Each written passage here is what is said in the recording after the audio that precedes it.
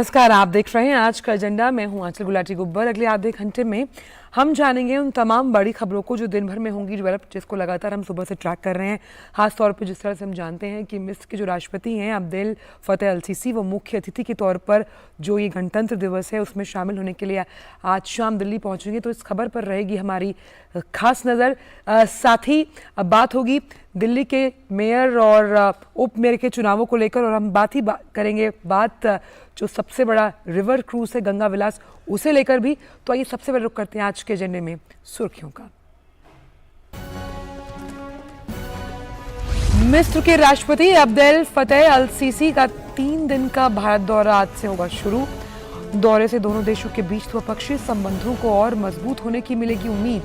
राष्ट्रपति अल सीसी गणतंत्र दिवस समारोह में मुख्य अतिथि के रूप में होंगे शामिल।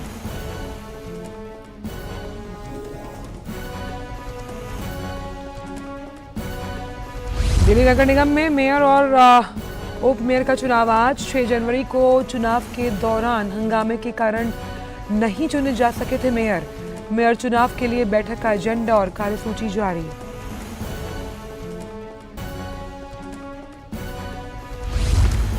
और एमपी गंगा विलास रिवर क्रूज पश्चिम बंगाल के मुर्शिदाबाद से आज आगे की यात्रा करेगा। हजारीद्वार में कल सैलानियों ने स्थानीय बाजार के साथ ऐतिहासिक स्थलों का किया दौरा।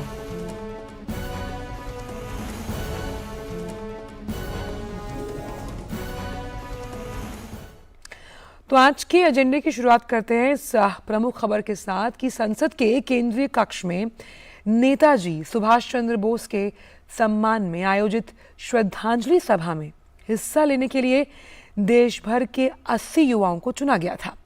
इनमें से 30 युवाओं को 5 भाषाओं हिंदी, अंग्रेजी, संस्कृत, मराठी और बांग्ला में समारोह के दौरान नेताजी पर बोलने का अवसर भी मिला। इनका चयन अपने नेता को जाने जो कार्यक्रम है उसके तहत किया गया था। प्रधानमंत्री ने शाम में इन्हें अपने आवास पर आमंत्रित किया। प्रधानमंत्री के साथ इन्होंने नेताजी सुभाष चंद्र बोस के जो जीवन के विभिन्न पहलू हैं उन पर चर्चा की। प्रधानमंत्री ने इस बात पर कहा कि हम नेताजी के जीवन से क्या सीख सकते हैं। प्रधानमंत्री ने जोर दिया कि जीवन की कठिन चुनौतियों का सामना करने वाले अपने नायकों से हमें प्रेरणा लेनी चाहिए। देश के प्रधानमंत्री से मिलने और संसद के सेंट्रल हॉल में बैठने का अनूठा अवसर मिलने पर युवाओं ने अपना उत्साह भी साझा किया है। और क्योंकि लगातार ये कहा जाता है कि नेताजी युवाओं में अलख जगाने के लिए और उन्हें राष्ट्रभक्ति से जोड़ने के लिए जाने जाते हैं। और देश भर के हमने आपको बताया कि कैसे जो 80 युवा हैं उन्हें चुना गया। 30 युवा जो ये थे उनमें से 5 भाषाएं हिंदी, अंग्रेजी, संस्कृत, मराठी और बांग्ला का जो समारोह हुआ था उस दौरान नेताजी पर बोलने का अवसर मिला। यानी कि उन्हें एक टॉपिक दिया गया था कि आप अपने नेता को जाने कार्यक्रम में हिस्सा लीजिए, और उस कार्यक्रम के तहत जो विजेता हुआ उसका चयन किया गया। और इन्हीं को कल शाम अपने आवास पर प्रधानमंत्री ने देखिए बुलाया था। आप देख सकते हैं ये तमाम वो विद्यार्थी, उन्होंने नेताजी वाली टोपी भी पहनी हुई है और प्रधानमंत्री के साथ इन्होंने नेताजी सुभाष चंद्र बोस के जो जीवन के विभिन्न पहलू हैं उन पर चर्चा की। आप मुस्कान देख सकते हैं प्रधानमंत्री किस तरह से जब इनसे मुखातिब हुए और इनसे जाना। और प्रधानमंत्री ने भी इस बात पर जोर दिया कि नेताजी के जीवन से हम क्या सीख सकते हैं। तो सीखने का जो ललक है उसके बारे में प्रधानमंत्री ने कहा कि जीवन की कठिन चुनौतियों का सामना करने वाले जो ये नायक हैं वो हमारे प्रेरणा स्रोत हैं और उनसे प्रेरणा लेनी चाहिए। और देश के प्रधानमंत्री से मिलने का और संसद के सेंट्रल हॉल में बैठने का अनूठा अवसर इन सभी युवाओं को मिला। इनका उत्साह इनके चेहरों पर साफ तौर पर देखा जा सकता है। जो तमाम नायक जिन्होंने स्वतंत्रता संग्राम में भूमिका निभाई उनमें अग्रणी थे नेताजी सुभाष चंद्र बोस। हालांकि इतिहास में उन्हें वो जगह नहीं मिली, लेकिन 2014 से सरकार की पूरी कोशिश है कि उनके दस्तावेज़ों को सहेज कर रखा जाए। किस तरह से उनके नाम पर पराक्रम दिवस जो है वो मनाया जाता है, जिसका कल हमने देखा कि कई जगहों पर पराक्रम दिवस से जुड़े आयोजन हुए, तो ये तमाम जो ये विद्यार्थी हैं, ये युवा हैं, ये युवा पीढ़ी है जिसका जिक्र नेताजी किया करते थे कि इनमें राष्ट्रभक्ति की भावना जगाना बेहद ज़रूरी है। और जिस कार्यक्रम के तहत इन युवाओं का चयन हुआ, इसीलिए उन्हें प्रधानमंत्री ने कल शाम अपने आवास पर आमंत्रित किया, जहां उन्होंने नेताजी के जो तमाम जीवन के पहलू हैं उनसे वो रूबरू हुए, इस पर चर्चा हुई, संवाद हुआ। और प्रधानमंत्री ने किस तरह से युवाओं को कठिन परिस्थितियों के आगे घुटने नहीं टेकने चाहिए, और ये कहा करते थे नेताजी सुभाष चंद्र बोस कि जिसने कभी कठिनाई का सामना नहीं किया, जिसने कभी मुश्किलों का सामना नहीं किया, उसने जीवन का स्वाद ही नहीं चखा। और कठिनाइयों से पार पाकर जब आप सफलता की सीढ़ियाँ चढ़ते हैं, उसका अंदाज़े बयां ही अलहदा होता है। वही बात प्रधानमंत्री कह रहे हैं कि कठोर परिश्रम से आगे बढ़ना और कठोर परिश्रम को अपने नैतिक जीवन मूल्यों में शामिल करना कितना अहम है। और युवाओं के साथ साथ कि किस तरह से युवाओं को इस पराक्रम दिवस का अभिप्राय समझ में आए। आइए सुनते हैं कि क्या प्रधानमंत्री ने की बातें जो की थी बच्चों के साथ, क्या संवाद किया था, ये सुनते हैं।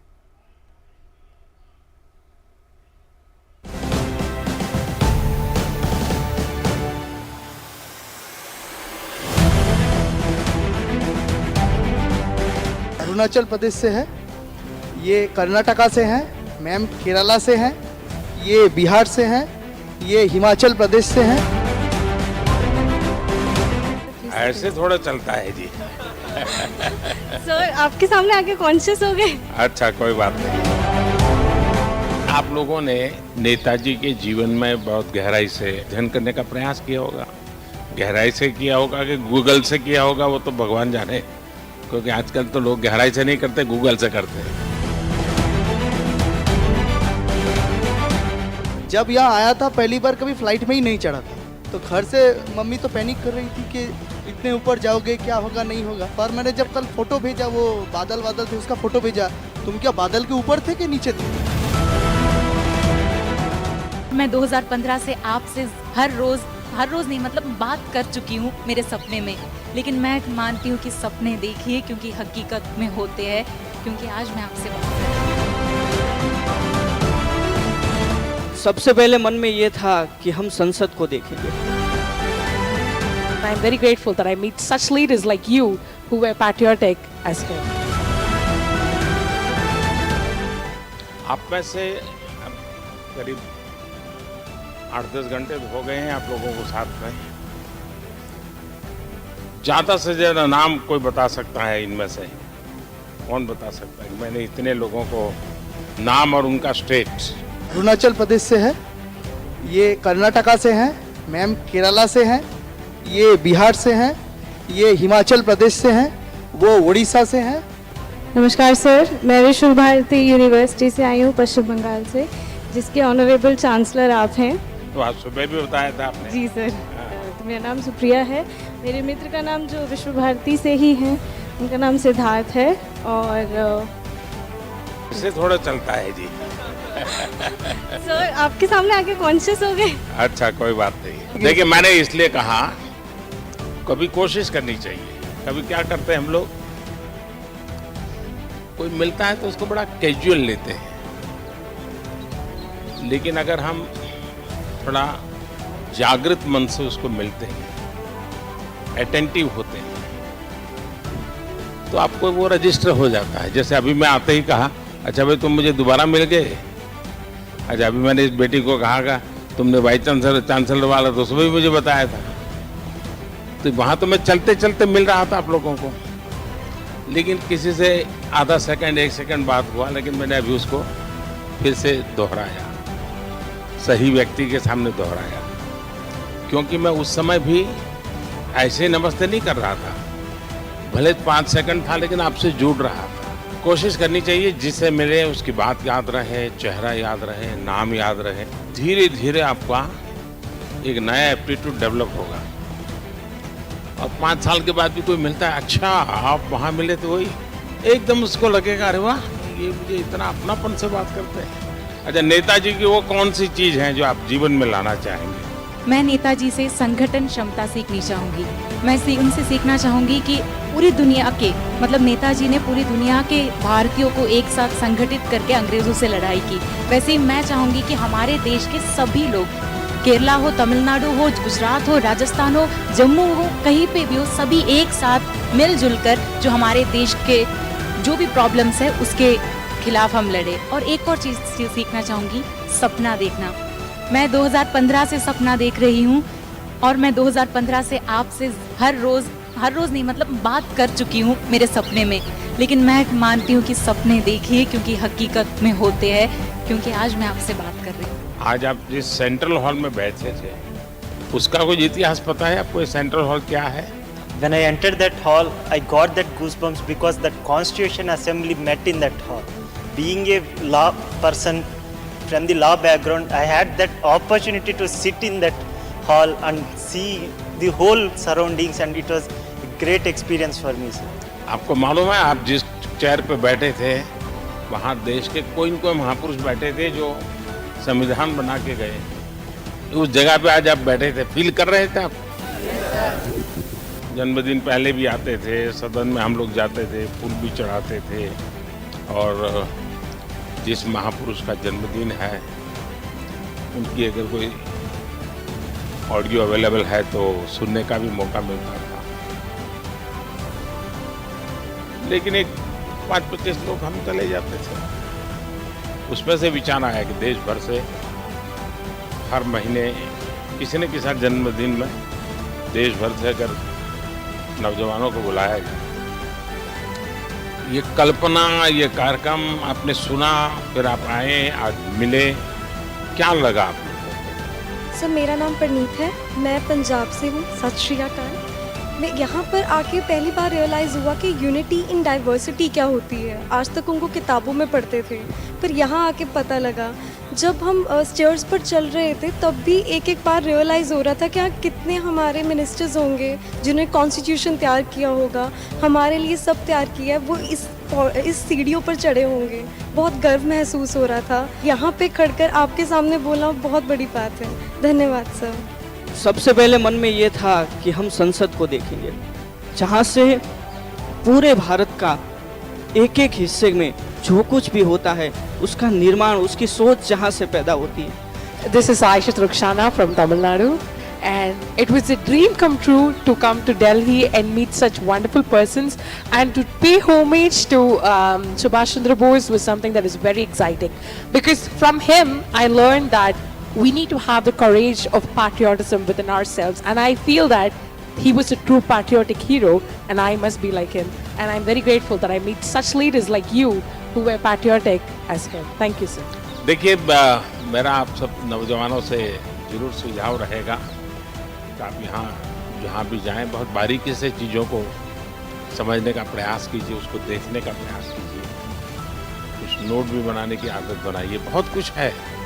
दूसरा, बहुत कुछ पढ़िए, ज़्यादा चीज़ें पढ़िए, लेकिन जब मौका मिले अगर आप बायोग्राफी पढ़ते हैं या ऑटोबायोग्राफी पढ़ते हैं और जितना ज़्यादा और विविधताओं से भरा खिलाड़ी का जीवन के विषय में पढ़ सकते हैं, कला जगत के लोगों को पढ़ सकते हैं, उससे जीवन के हर एक के जीवन में कैसी साधना रहती है, कैसे जीवन साधना के साथ तप करके बनता है, ये सारी चीज़ें अच्छे ढंग से आप जीवन में, और फिर हर एक को लगता है अच्छा उसने ऐसा मैं भी कोशिश करूँगा, उसने ऐसा किया मैं भी कोशिश करूँगा।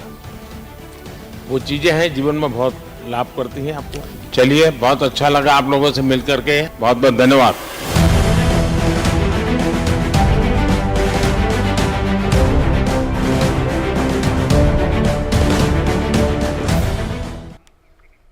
तो अपने नेता को जानो जो कार्यक्रम था उसके अंतर्गत इन सभी युवाओं का चयन हुआ और जिस तरह से दिल खोलकर उन्होंने प्रधानमंत्री से संवाद किया, ख़ास तौर पर एक भारत श्रेष्ठ भारत की उस भावना को हम देख सकते थे, क्योंकि कोई कहीं ना कहीं से आया था, कोई पंजाब से था, कहीं गुजरात, हिमाचल प्रदेश, उड़ीसा, और ये छोटी छोटी बारीकियां जो प्रधानमंत्री उन युवाओं के साथ बात कर रहे थे कि किसी से आप मिलते हैं तो आप जब मिलें तो यूं ही मिलकर उसे भूलिए मत, याद रखिए, क्योंकि वो एक जो आत्मीय रिश्ता है वो आपको बहुत दूर तक लेकर जाता है। और ये उन्होंने इसलिए कहा कि अगर आप नेताजी को, जो लोग भूल गए थे, अगर नेताजी की बातों को हम याद रखते हैं तो आज हमें याद है, हम आगे जो हमारी पीढ़ियां आने वाली हैं उन्हें भी इसी तरह से बताएंगे। तो हमने देखा कि किस तरह से प्रधानमंत्री ने बहुत अहम तरीके से बच्चों के साथ खुलकर अपने मन की बात की और बच्चों ने भी उनके साथ संवाद किया। अब हम रुक कर लेते हैं आज के एजेंडे का और बात करते हैं सबसे पहले एजेंडे को लेकर। तो मिस्र के राष्ट्रपति अब्देल फतेह अल सीसी आज अपने 3 दिवसीय दौरे के लिए भारत पहुंचेंगे।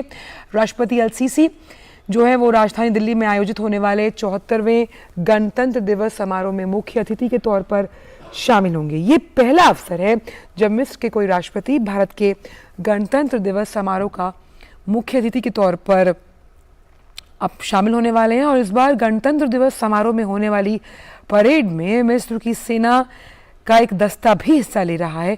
राष्ट्रपति सीसी का ये दूसरा भारत दौरा है। उनके साथ एक उच्च स्तरीय प्रतिनिधि मंडल भी भारत आ रहा है। इसमें 5 मंत्री और कई वरिष्ठ अधिकारी मौजूद रहेंगे। कल राष्ट्रपति सीसी का राष्ट्रपति भवन में औपचारिक स्वागत किया जाएगा और उनके लिए राजकीय भोज का भी आयोजन होगा। इस दौरे पर राष्ट्रपति सीसी और प्रधानमंत्री के बीच द्विपक्षीय बैठकें होंगी, जिसमें द्विपक्षीय मुद्दों के अलावा परस्पर सहयोग और क्षेत्रीय वैश्विक मुद्दों पर चर्चा शामिल है। भारत के विदेश मंत्री एस जयशंकर भी इस दौरान राष्ट्रपति सीसी से मुलाकात करेंगे।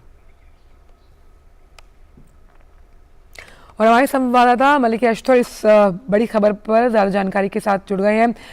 मलिके, सुप्रभात आपको। मेरा पहला सवाल यही है कि जो राष्ट्रपति हैं मिस्र के, अगर हम देखें तो भारत और मिस्र के 75 साल पूरे हो रहे हैं कूटनीतिक रिश्तों के, उस लिहाज से मुख्य अतिथि बनना 74वें गणतंत्र दिवस का और G20 की जो अध्यक्षता भारत को मिली है उसमें भी आतिथ्य देश के रूप में मिस्र शामिल है, काफी अहम। देखिए, भारत और मिस्र के रिश्ते बहुत पुराने हैं, लेकिन पिछले कुछ वर्षों के दौरान रिश्तों में हमने देखा है कि बहुत ज्यादा बेहतरी आई है, बहुत दोनों देश करीब आए हैं। 2-3 चीजों का जिक्र आपने किया, जैसे इस बार के गणतंत्र दिवस में समारोह में राष्ट्रपति सीसी मुख्य अतिथि के तौर पर शामिल हो रहे हैं और किसी भी मिस्री राष्ट्रपति को का ये बतौर मुख्य अतिथि पहला दौरा है गणतंत्र दिवस समारोह में। इसके साथ साथ जो वहाँ कर्तव्य पथ पर परेड होगी उसमें भी मिस्र की सेना की एक टुकड़ी शामिल रहेगी। ये भी दोनों देशों के बीच जो बेहतर होते रिश्ते हैं, अच्छे होते रिश्ते हैं, वो दिखाता है। साथ ही साथ जो G20 की अध्यक्षता है उसमें अतिथि देश का दर्जा मिला है। इसके अलावा दोनों देशों ने व्यापार के क्षेत्र में बहुत लंबा सफर तय किया है और पिछले वित्त वर्ष में हमने देखा कि दोनों देशों के बीच जो व्यापार था, आपसी व्यापार था, वो ऐतिहासिक ऊंचाई पर पहुंच गया है और अब दोनों देशों के बीच जो 1 साल के भीतर कारोबार रहा वो 7.26 अरब डॉलर से कुछ ज्यादा का रहा। तो ये एक ऐतिहासिक ऊंचाई है। इसके अलावा जो लोगों के संबंध है, सांस्कृतिक आदान प्रदान है, हर क्षेत्र में हम देख रहे हैं कि भारत और मिस्र के बीच जो संबंध है वो बेहतर हो रहे हैं। इससे पहले भी मिस्र के राष्ट्रपति 2 बार भारत आ चुके हैं, इंडिया अफ्रीका फोरम के दौरान भी आए।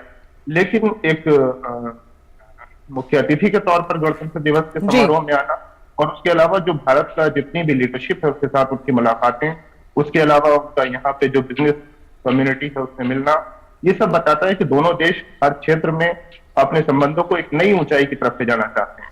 सादी मालिक है, क्योंकि हम जानते हैं कि गणतंत्र दिवस के इस अवसर पर मिस्र की जो सेना है उसकी भी एक टुकड़ी कर्तव्य पथ पर चलेगी, उस लिहाज से भी रोमांच का पल, आकर्षण का केंद्र रहेगा इस बार के गणतंत्र दिवस पर। ये बिल्कुल रहेगा और एक खास बात यह है कि भारत जो है वो दुनिया के जितने भी हिस्से हैं उसके जो भी प्रमुख देश हैं उनके साथ हम देख रहे हैं कि जो भारत के रिश्ते हैं उनमें एक ऐतिहासिक रूप से बहुत करीब आ रहे हैं देश। और भारत एक तरह से हमने देखा, जैसे पिछले दिनों हमने देखा कि ग्लोबल साउथ की एक मीटिंग का नेतृत्व किया भारत ने और उसमें दुनिया के लगभग 120 से ज्यादा देश वर्चुअली शामिल थे। इसके अलावा हम देख रहे हैं G20 में भारत अध्यक्षता कर रहा है। तो भारत अंतर्राष्ट्रीय मंचों पर एक लीडर की भूमिका में जिस तरह से आया है और जिस तरह से जो जितने भी प्रमुख देश हैं, दुनिया के प्रमुख शक्तियां हैं, वो भारत के साथ अपने संबंधों को एक नई ऊंचाई पर ले जाने की इच्छुक दिख रही हैं। जी। उसी दिशा में ये दौरा राष्ट्रपति सीसी का दिखाता है कि मिस्र भी, जो कि अफ्रीका का एक बहुत मजबूत और बड़ा देश है, वो भी चाहता है कि भारत के साथ अपने रिश्तों को एक ऐतिहासिक ऊंचाई दी जाए। बिल्कुल, बहुत बहुत शुक्रिया मलिका, इन तमाम जानकारियों को हमसे साझा करने के लिए। वक्त आज के जन्म में कम है, लेकिन बहुत बहुत शुक्रिया। और इसी बड़ी खबर पर लगातार हमारी नज़र रहेगी कि किस तरह से जो राष्ट्रपति हैं मिस्र के, जब वो आज शाम दिल्ली पहुंचेंगे और जिस तरह से उनके आगे का कार्यक्रम रहने वाला है। तो बात क्योंकि हम दिल्ली की कर रहे हैं, तो क्या दिल्ली को आज उसका मेयर मिल पाएगा, या फिर आज फिर शुरू होने वाली दिल्ली नगर निगम की जो बैठक है उसमें हंगामा रहेगा? इस पर सबकी नज़र लगी हुई है। फिलहाल सबसे बड़ा सवाल यही है। इससे पहले 6 जनवरी को निगम की पहली बैठक में हुए हंगामे के बाद मेयर, डिप्टी मेयर और जो समिति है उसके चुनाव ही नहीं हो पाए थे। उस दिन मनोनीत सदस्यों को निर्वाचित सदस्यों के पहले शपथ दिलाने के विरोध में आम आदमी पार्टी ने मोर्चा खोल दिया था। भारी बवाल के बीच कार्यवाही अगली तारीख के लिए टाल दी गई। आज भी बैठक में हंगामा होने के आसार हैं। ऐसा इसलिए है कि बैठक के एजेंडे में कहा गया है कि सबसे पहले जो निर्वाचित सदस्य हैं उन्हें शपथ दिलाई जाए। और वहीं दिल्ली नगर निगम सदन की बैठक से पहले पीठासीन अधिकारी सत्य शर्मा ने साफ किया कि बैठक में आम आदमी पार्टी के कड़े विरोध के बावजूद उपराज्यपाल द्वारा नियुक्त एल्डरमैन पहले शपथ लेंगे। शर्मा ने उम्मीद जताई कि इस बार सदन की कार्यवाही में बिना किसी अप्रिय घटना के इसे पूरा कर लिया जाएगा। मनोनीत सदस्य और एल्डरमैन पहले शपथ लेंगे, इसके बाद अन्य सदस्य। यकीन जताया जा रहा है कि इस बार आम आदमी पार्टी इसे मुद्दा नहीं बनाएगी। 4 दिसंबर को हुए 250 सीटों वाले नगर निगम चुनाव में आम आदमी पार्टी ने 134 जबकि भाजपा ने 104 सीट जीती। आम आदमी पार्टी ने शैली ओबरॉय को महापौर पद का प्रत्याशी बनाया, जबकि उप महापौर के लिए आले मोहम्मद मैदान में है। भाजपा ने महापौर पद के लिए रेखा गुप्ता और उप महापौर के लिए कमल बागड़ी को मैदान में उतारा। और इसी बड़ी खबर पर हमारे साथ धीरज कुमार जुड़ गए। धीरज, बहुत संक्षिप्त में क्योंकि समय मेरे पास कम है, यही जानना चाहती हूँ क्योंकि यहाँ पर एल्डरमैन को पहले शपथ दिलाने की बात कही जा रही है, क्या वो पूरा हो पाएगा या फिर एक बार फिर आज का दिन जो डेडिकेट किया गया है इस चुनाव के लिए बिना इस मेयर और उप मेयर के चुनाव के नतीजों के साथ बिना घोषित हो जाएगा? देखिए, अभी तक जो खबर आ रही है उस खबर के मुताबिक जो निर्वाचित पार्षद हैं उनको पहले शपथ दिलाने की बात की जा रही है और दोनों पार्टियों पे इस बात की सहमति बन गई है कि जो पहले नवनिर्वाचित जो पार्षद हैं उनको शपथ दिलाई जाए और उसके बाद जो मनोनीत जो सदस्य हैं, मनोनीत जो पार्षद हैं उनको शपथ दिलाई जाए। और जो सबसे जो बड़ी बात जो जिस हंगामे की बात की जा रही थी कि आम आदमी पार्टी का ये आरोप था कि ये जो मनोनीत सदस्य हैं, मनोनीत सदस्य को पहले शपथ दिलाई जा रही है और ऐसा भी उन्होंने आरोप लगाया भारतीय जनता पार्टी के ऊपर कि जो मनोनीत सदस्य को वोटिंग का जो राइट दिया जा रहा है। हालांकि भारतीय जनता पार्टी ने इस बात का खंडन किया कि जो मनोनीत सदस्य हैं उनको जो मेयर या उप मेयर का जो चुनाव होना है उन दोनों के चुनाव में मनोनीत सदस्य उनको वोटिंग का राइट नहीं है तो वो लोग वोट के हकदार नहीं होंगे। वोट के हकदार जो नवनिर्वाचित विधायक, जो नवनिर्वाचित पार्षद हैं और उसके अलावा जो सांसद हैं और उसके अलावा जो पूरे जो सदन का जो एक पाँचवा हिस्सा होता है उसके विधायकों को भी अधिकार होता है कि वो वोटिंग राइट में हिस्सा लें। तो कुल मिला के जो 250 पार्षद वोटिंग में हिस्सा लेंगे। दिल्ली के 7 सांसद, 3 राज्यसभा सांसद और 14 विधायक वोटिंग प्रक्रिया में भागीदार होंगे। जो मनोनीत जो पार्षद हैं जिनके ऊपर पिछली बार हंगामा हुआ था, जो जोन के जो चेयरमैन हैं, जोन के चेयरमैन के चुनाव के लिए मनोनीत सांसद वोटिंग के अधिकार होंगे। मैं आपको जानकारी ले बता दूं कि ये साल 2012 से पहले तक अगर बात करें तो साल 2000 से पहले जो 3 जो मेयर का जो पद था वो 3 भागों में विभक्त था, दिल्ली 3 भाग में विभक्त थी। लेकिन 2022 तक ये प्रक्रिया चली और इस बार जो परिसीमन हुआ उस परिसीमन के मुताबिक पार्षदों की जो सीटें जो 272 से घटाकर 250 कर दिया गया था। तो इस बार 250 पार्षद ही वोटिंग के अधिकारी होंगे, उनको वोट देने का मौका मिलेगा। और जहां तक आपने हंगामे की बात की तो ऐसा माना जा रहा है कि आज मेयर और डिप्टी जो मेयर का जो चुनाव है वो चयन प्रक्रिया के मुताबिक MCD एक्ट के मुताबिक संभव हो पाएगा। लेकिन एक बात है कि चाहे दोनों पार्टियों में से किसी भी पार्टी का मेयर बने, मेयर महिला उम्मीदवार होगी, ये बात तय है, क्योंकि दोनों पार्टियों ने महिला उम्मीदवार को ही मेयर पद के लिए वो चुनाव में उतारा है। और जो सबसे अहम बात है कि मेयर और डिप्टी मेयर के चुनाव के बाद उसके बाद जो स्टैंडिंग कमेटी, जो 6 सदस्य होते हैं स्टैंडिंग कमेटी, 6 सदस्यीय स्टैंडिंग कमेटी का भी चयन किया जाएगा। लेकिन ये देखने वाली बात होगी कि 11 बजे जबकि वोटिंग प्रक्रिया शुरू होती है तो किनके पक्ष में मेयर का पद जाता है या अंतरात्मा की आवाज़ सुनी जाती, ये देखने वाली बात होगी। बिल्कुल। और MCD मेयर पद के चुनाव के लिए कार्यसूची का पालन अगर दोनों ही पार्टी करेंगी तो दिल्ली को आज अपना मेयर मिल जाएगा। बहुत बहुत शुक्रिया धीरज इन तमाम जानकारियों को हमसे साझा करने के लिए। तो आज के एजेंडे में बस इतना ही। हमें और हमारी पूरी टीम को दीजिए इजाज़त। नमस्कार।